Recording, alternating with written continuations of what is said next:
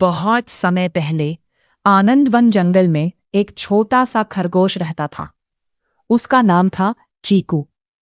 वो इतना गरीब था कि कई बार उसे भूखा सोना पड़ता था। लेकिन उसे नहीं पता था कि एक रात उसकी जिंदगी हमेशा के लिए बदलने वाली है। उसे एक ऐसा बीज मिलने वाला था जिसकी ताकत पूरे जंगल ने कभी नहीं देखी थी। चीकू पूरे दिन जंगल में खाना ढूंढता रहा, लेकिन उसे कुछ नहीं मिला। थका हुआ वो एक पुराने बरगद के पेड़ के नीचे बैठ गया। तभी उसकी नजर मिट्टी में चमक रही एक सुनहरी चीज पर पड़ी।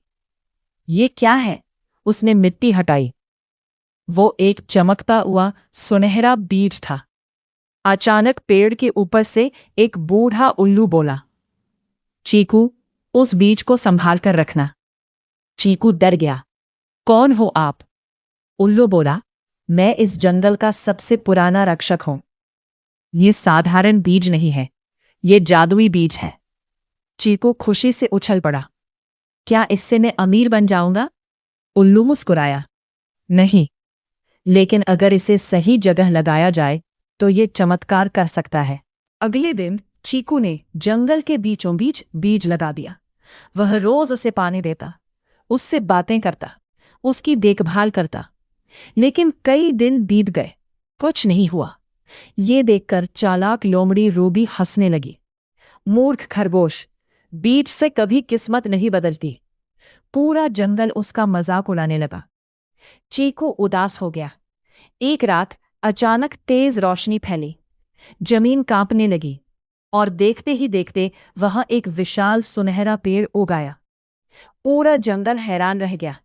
उस पेड़ पर साधारण फल नहीं थे, उस पर ऐसे फल लगते थे जिन्हें खाने से जानवरों की बीमारी ठीक हो जाती थी। भूखे जानवरों का पेट भर जाता था। पूरा जंगल खुश हो गया। लेकिन लोमड़ी रूबी लालच में आ गई। उसने सोचा, अगर मैं इस पेड़ पर कब्जा कर लूं तो पूरा जंगल मेरे आगे झुकेगा। उस रात वह चोरी छिपे पेड़ के पास पहुंची।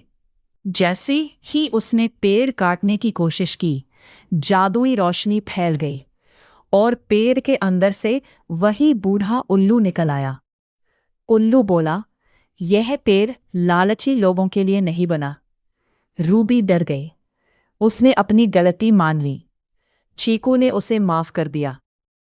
कुछ महीनों बाद पूरा जंगल खुशहाल हो गया। कोई भूखा नहीं सोता था। राजा हाथी ने घोषणा की, आज से चीकू जंगल का सबसे सम्मानित नागरिक होगा। पूरा जंगल तालियां बजाने लगा।